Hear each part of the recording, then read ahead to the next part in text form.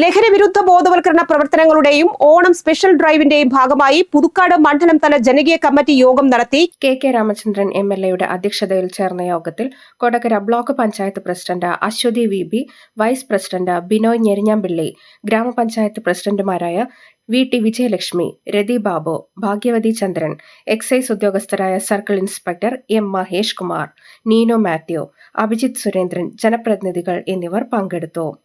യോഗത്തിൽ മുഖ്യമന്ത്രിയുടെ വിശിഷ്ട സേവനത്തിനുള്ള അവാർഡ് നേടിയ ചാലക്കുടി എക്സൈസ് ഇൻസ്പെക്ടർ KK രാജുവിനെ അനുമോദിച്ചു.